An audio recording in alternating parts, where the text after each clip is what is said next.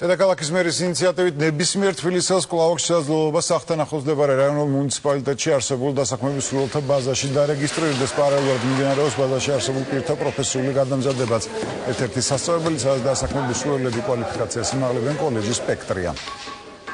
რამდენიმე ესეთი პროფესიული გადამზადების კოლეჯი კეთდება თბილისში. და ყველა ადამიანს, ვისაც სურვილი ექნება, სახელმწიფო უზრუნველყოფს შესაბამისი ვაუჩერით, რომ მივიდეს და ისწავლოს ის პროფესია, რომელიც მას სურს და მე პირველ რიგში სრულზე უფრო მეტად ბაზარზე მოთხოვნა. აი ხა მე გადაუჭარბებლად შემეძლია გითხრათ. აი დღეს რომ შესაბამისი კვალიფიკაციის ხალხი იყოს, 150 ადამიანს დღესვე გავუშვებდით სამსახურში. ეს არის კალატოზი, ეს არის მებათქაში, ეს არის მლესავი და ასე შემდეგ და ასე შემდეგ.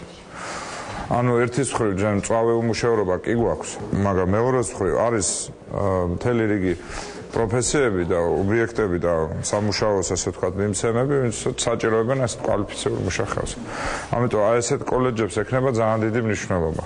თქვენ ისწავლეთ და ჩვენ უნდა ვიმუშაოთ იმაზე, რომ თქვენ სამსახური გქონდეთ. ეკონომიკის განვითარებასთან ერთად პირველი რაც მოხდება, ჩვენი მოქალაქეები გაუმჯობესებენ თავიანთ საცხოვრებელ, ეს იმას ნიშნავს, რომ იქნება ბევრი მშენებლობა.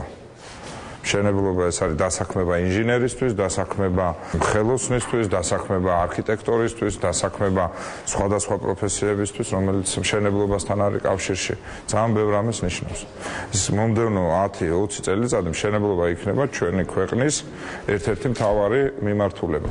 ძალიან დიდი მნიშვნელობა აქვს მომზადებაშისთვის. აი ვსწავლობ აგურის დასწყობას და ერთ თვეში მე 100%-იან დასაქმებას გვხვდება. დავდივარ გადამზადების კურსს, სწავლის დასრულების შემთხვევაში იმედია რომ დავსაქმები ამ კალატოზის პროფესიას.